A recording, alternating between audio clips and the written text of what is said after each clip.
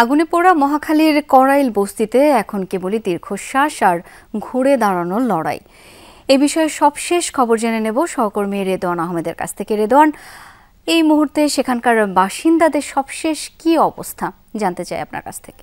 শাওন, রীতিমতো হাহাকার পরিস্থিতি এই করাইল বস্তিতে। খাবারের জন্য যখনই একটি ট্রানের ট্রাক বস্তির ভেতরে ঢুকছে, তারপরে কিন্তু প্রতিটি ট্রাকের সামনে কিন্তু হুমড়ি খেয়ে পড়ছেন বস্তিবাসীরা। কেননা জানেন, গতকাল রাত থেকে আগুন লাগার পর থেকে কিন্তু বারবারই আমরা বলে আসছিলাম যে বিশুদ্ধ খাবার পানি থেকে শুরু করে কিন্তু খাবারের যে অভাব সেটি কিন্তু একেবারে স্পষ্ট। তারপরেই যখনই যারা ব্যক্তিগত উদ্যোগে কিংবা এনজিওর সাহায্যে যারাই আসলে ভেতরে খাবার নিয়ে এসেছেন, ট্রাক ভর্তি খাবার আপনারা দেখতে পাচ্ছেন নিশ্চয়ই, পুরো বস্তিবাসী কিন্তু একত্রিত হয়ে গেছে সেই খাবারগুলো নেয়ার জন্য। অর্থাৎ এখন পর্যন্ত তাদের কাছে কিন্তু তেমন কোনো খাবার ছাড়া কিন্তু তেমন কোনো সহায়তা পৌঁছায়নি। বারবারই তারা যেটি বলার চেষ্টা করছেন যে আগুন লাগার পর থেকে কিন্তু এই জায়গাটিতে বহিরাগতরাই বেশি এসেছে, যার কারণে যারা প্রকৃত ক্ষতিগ্রস্ত হয়েছে, যারা আসলে সংকটাপন্ন অবস্থায় আসে, বিশেষ করে নারী ও শিশুরা, তারা কিন্তু খুব একটা সুবিধা পাচ্ছেন কি বলে তারা আমাদেরকে জানাননি। তারা বারবারই অভিযোগ করছেন যে যেহেতু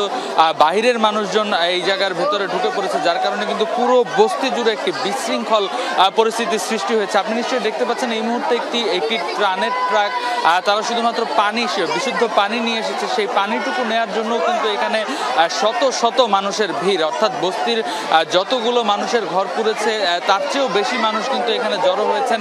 যেহেতু আশপাশের এলাকায় বিদ্যুৎ নেই, পানির সংযোগ নেই, যার কারণে কিন্তু তীব্র খাবার পানির সংকট হয়েছে এখানে। এবং কয়েকজনের সাথে আমরা কথা বলে যেটি জানতে পেরেছি যে এখন পর্যন্ত যে সংকট সেটি কিন্তু আরো প্রকোপ আকার ধারণ করছে। এখানে একের পর এক ট্রানের ট্রাক আসছে, কিন্তু সেটি মোটেও কিন্তু পর্যাপ্ত না। এবং এখন পর্যন্ত তারা যেটি দাবি করছেন যে যারা আসলে প্রকৃত অর্থে যাদের প্রয়োজন তাদের অনেকেই কিন্তু সেই খাবার পানিটুকুও পাচ্ছে না। শুধু কিন্তু খাবার কিংবা পানি না, এছাড়াও আপনি জানেন যে শীতের সময় নানান বস্ত্রের কিন্তু তাদের শুধুমাত্র একটি কাপড় ছাড়া কিন্তু আসলে কোনো শেষ সম্বল বলতে আসলে কিছুই নেই।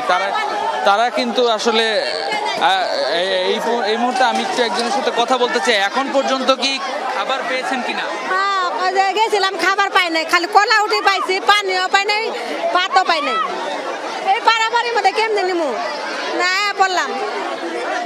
সকালকে কই ছিলেন? রাতের বেলা এই যে কত নাগে যায় ঘুরে এলাম, মানুষ বেশি ঘুরে এলাম।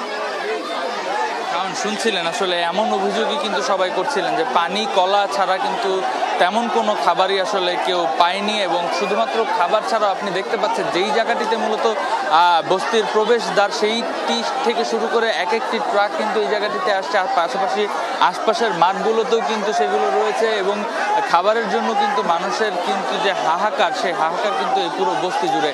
এবং তারা যেটি বলতে চাচ্ছেন যে শুধুমাত্র প্রকৃত যারা ক্ষতিগ্রস্ত, আগুনে যাদের ঘরবাড়ি পুড়েছে, তারা ছাড়াও অনেক বহিরাগতরা এখানে এসেছেন এবং অনেক সংস্থা ব্যক্তিগত উদ্যোগে তারা পানি থেকে শুরু করে খাবার পানি থেকে শুরু করে খাবারের বক্স সেগুলো বিতরণ করার চেষ্টা করছেন। কিন্তু তাতে কিন্তু খুব একটা সমস্যার যে সমাধান সেটি কিন্তু হচ্ছে না। পাশাপাশি যারা গতকালকে রাত থেকে আসলে খোলা আকাশের নিচে রাত্রি যাপন করেছেন, তাদের অনেকেরই আসলে শীত বস্ত্রের অভাব, তাদের অনেকেরই হয়তো টয়লেটের সমস্যা, নানান রকমের সমস্যা কিন্তু এখানে দেখা যাচ্ছে। কিন্তু আপনি দেখছেন যে একরকম বিশৃঙ্খল পরিস্থিতি কিন্তু এখনো এই বস্তিটিতে বিরাজমান, যার কারণে কিন্তু দীর্ঘমেয়াদী যে সমাধান, সেই সমাধানের জন্য কিন্তু তারা বলছেন যে একটি সুশৃঙ্খল পরিবেশে এখানে খাবার পানি থেকে শুরু করে সবকিছু যে বিতরণ প্রক্রিয়া, সেটি কিন্তু না হলে আরো ভয়াবহ অবস্থা হবে। দিন যত যাবে, সময় যত যাবে, ততক্ষণে কিন্তু তারা একেবারেই কিন্তু আরো সংকটাপন্ন অবস্থায় পড়ে যাবেন। আপনি নিশ্চয়ই দেখতে পাচ্ছেন যে পেছনের এই ট্রাকের মতো কিন্তু আরো বেশ কয়েকটি